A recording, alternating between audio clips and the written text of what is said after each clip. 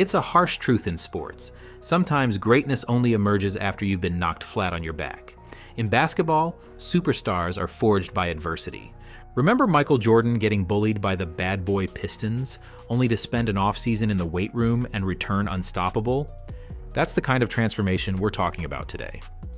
For Caitlin Clark, this inflection point came early. She entered the pros with sky-high expectations and a target on her back.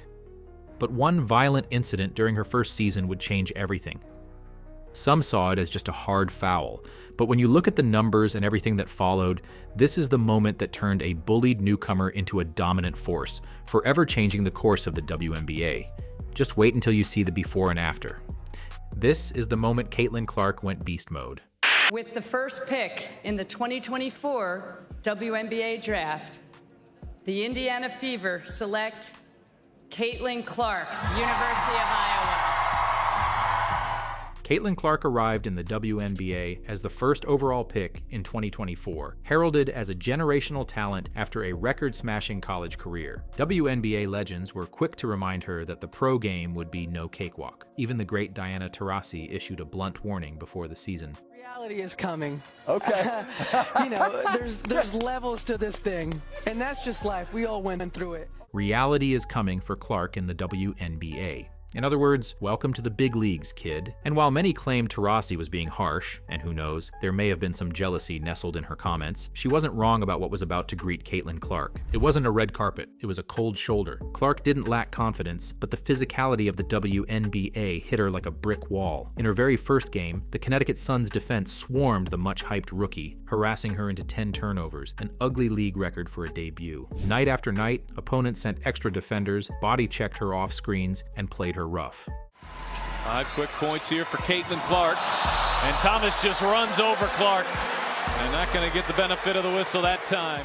The strategy was clear: make the rookie feel them. By the end of May, the Indiana Fever had stumbled to a 1-8 start. The Golden Girl from Iowa suddenly found herself tasting defeat more in 1 month than she had in an entire college season. For Caitlin, the frustration was mounting. Clark vented in post-game interviews that the refs were swallowing their whistles. "I feel like I'm getting hammered out there," she said, exasperated after another bruising loss. Opponents were getting away with contact that she and her fans were sure would be whistled if it were anyone else. The message from the league was clear: this isn't college anymore. Yet as much as she was battered and bruised, everyone could see flashes of her brilliance. 6 on the shot clock. Clark, a deep 3! Oop, that is! She missed her first 7! Through those first weeks, Clark still nearly averaged 18 points, 5 rebounds, and 7 assists. No WNBA rookie had ever put up numbers like that out of the gate. But the stat sheet didn't show the welts on her arms or the frustration in her eyes each time she got knocked to the hardwood with no whistle. The Fever's rookie phenom was being tested in every way: mentally, physically, emotionally. And all that adversity was about to crescendo in one dramatic flashpoint. Early June, Indianapolis, the Fever hosting the Chicago Sky. By now, the whole league knew Caitlin Clark was getting roughed up on a nightly basis, but nothing would compare to what happened late in the third quarter of this game. It's a moment that has since become infamous. The Fever were clinging to a lead when Chennedy Carter of the Sky, away from the ball, suddenly barreled into Clark's blind side. Carter and Clark. With a running start, Carter drove her shoulder right into Clark's chest, a blatant blindside body check that sent the rookie sprawling to the court. The arena fell silent for a beat, then gasps and boos echoed as fans processed what they'd just seen. And the lay from Boston as the officials are going to take a look at what just transpired. Clark lay on her back, stunned and winded. This wasn't a hard basketball play or a physical box out. It was a cheap shot, plain and simple. Clark's teammates and opponents all stopped in shock. For a second, Caitlin was utterly alone on the floor. No one rushed in to confront Carter. Eventually, a referee blew the whistle. Just a common foul, unbelievably. Carter walked away as if nothing happened. Indiana's players offered only cursory help to their fallen star. The message this sent? To many, it looked like even Clark's own team wouldn't protect her. NBA veteran-turned-analyst Matt Barnes watched that clip and was furious. Not just at Carter, but at the Fever players. My issue and my question is, where the fuck are her teammates at?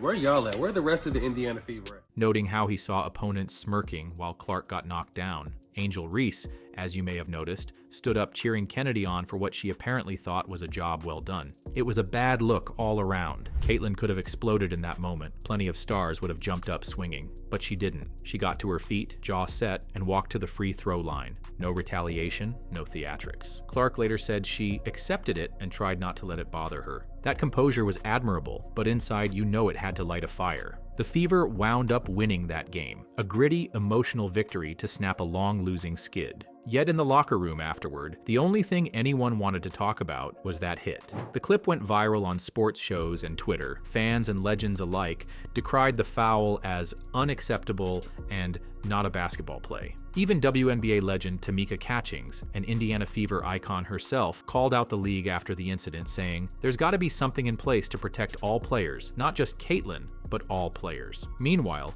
legendary UConn coach Gino Auriemma didn't hold back either, stating bluntly, there's no doubt she's being targeted. The league office reviewed the tape and later upgraded Carter's cheap shot to a flagrant foul, though notably no suspension came. It was clear to everyone, Caitlin Clark was being hunted. As she sat in the locker room that night, bruised and exhausted, Caitlin Clark didn't lash out or make excuses. Instead, she stayed quiet, composed. No tweets, no rants, but if you were watching closely, you could feel it. Something had changed. That moment, being literally blindsided on the court and figuratively left hanging by teammates and refs, became a line in the sand. She never said it out loud, but everything about the way she carried herself after that game said, enough. Enough of being shoved around. Enough of waiting for someone else to step up. If no one was going to have her back, she'd have her own.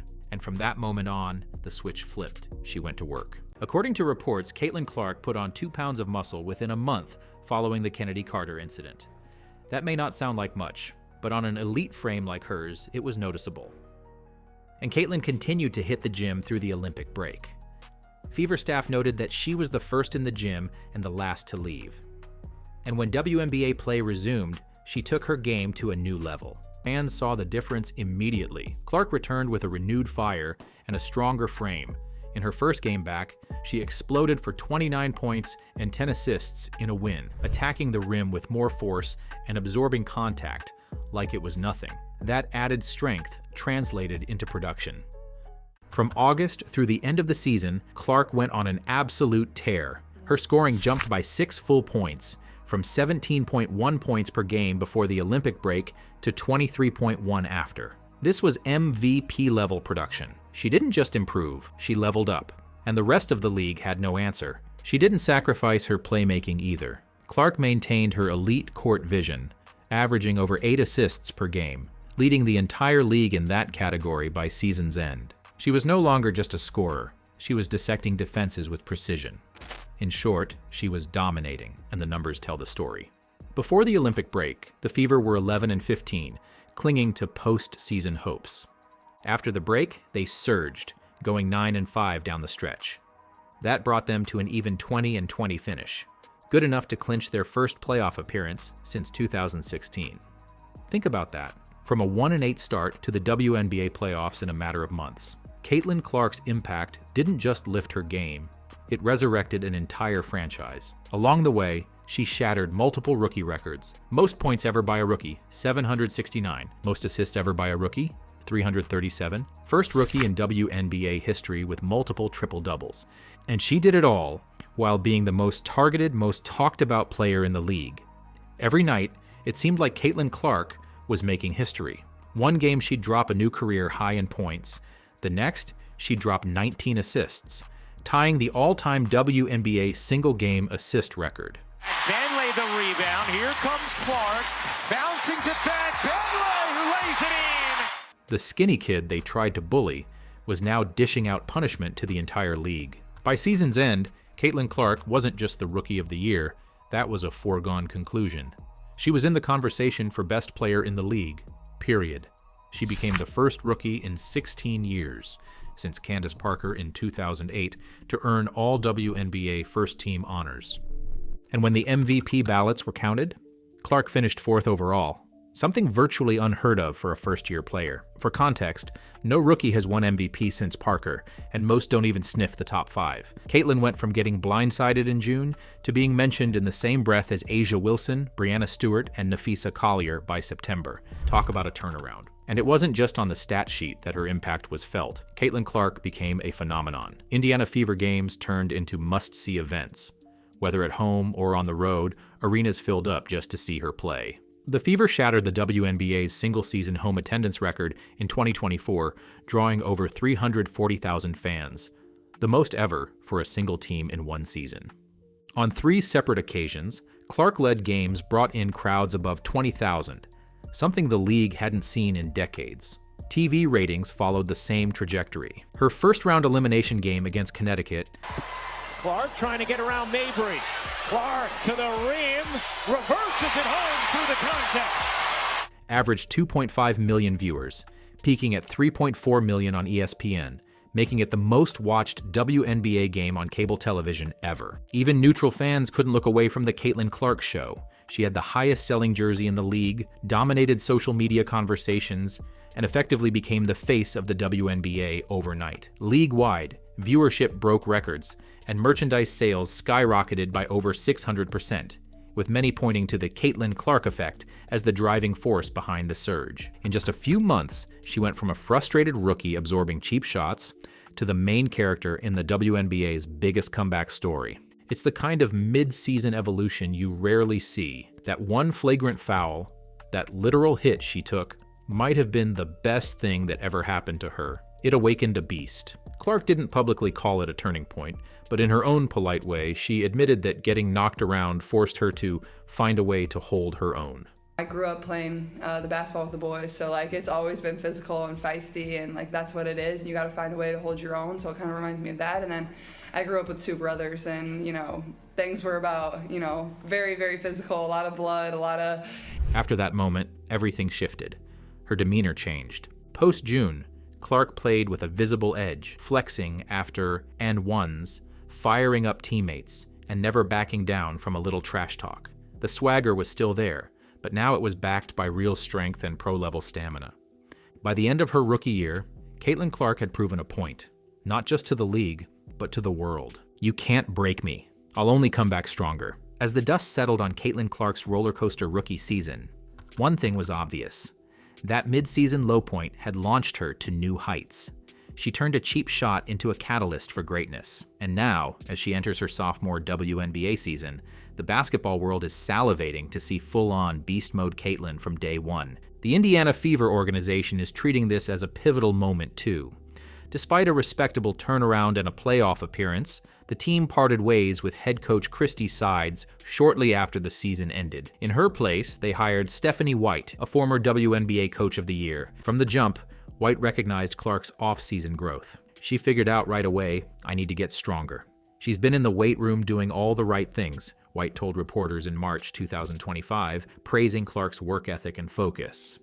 And when asked about Clark's public magnetism, White didn't shy away from comparisons.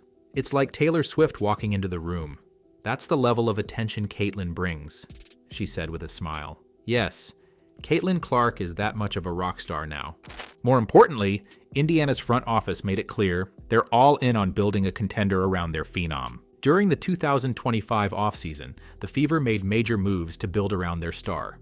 They traded for sharpshooting forward Sophie Cunningham, signed 3-time WNBA champion Natasha Howard as a free agent, and also signed 15-year veteran and 2-time champ DeWanna Bonner to a 1-year deal. Bonner brings invaluable leadership and playoff experience. Howard adds championship pedigree and defensive toughness. Cunningham stretches the floor with her 3-point range. These weren't development moves, they were win-now decisions, signaling that Indiana believes its championship window is already open. Just 1 season removed from the WNBA's basement, the Fever are suddenly on everyone's radar as a legit title contender. And then there's Caitlin, the centerpiece of it all, who has reportedly taken her off-season training to another level. If you thought she came back stronger after the Olympic break, wait until you see her now. In March 2025, fans got a sneak peek when Clark was spotted courtside at the Big Ten tournament. She celebrated a buzzer beater with a casual flex, and social media lost it. Photos of her biceps went viral, with fans calling her jacked, beast mode Clark, and even WNBA's Luka Doncic with traps. The message was loud and clear. Caitlyn's not done evolving. She's just getting started. It's clear she's not satisfied with a fourth-place MVP finish or a first-round playoff exit. She wants more. She wants a championship for Indiana, a franchise that hasn't hung a banner since 2012. She wants that MVP trophy to silence any remaining doubters.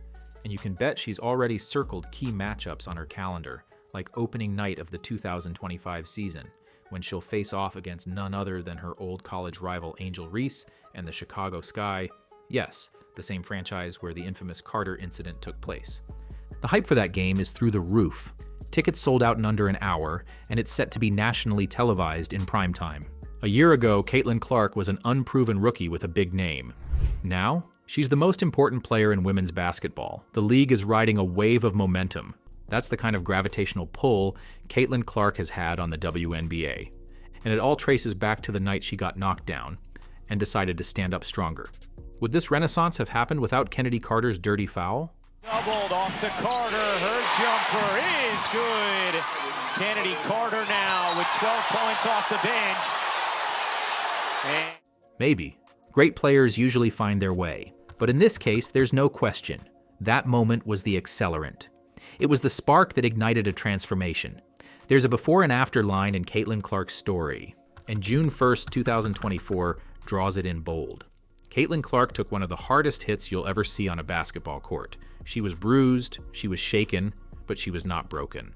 Instead, she got up off that floor and said, "Is that all you got?" She went to work, remade herself, and came back as a one-woman wrecking crew. She turned ridicule into respect. And now, as we enter 2025, Caitlin is stronger, smarter, and more determined than ever. The beast is awake, and the rest of the WNBA better be on notice. Because if her rookie season was any indication, we're witnessing the rise of the next legend in the game, forged through fire and hungry to devour the competition. Sometimes all it takes is getting knocked down hard to discover just how high you can rise.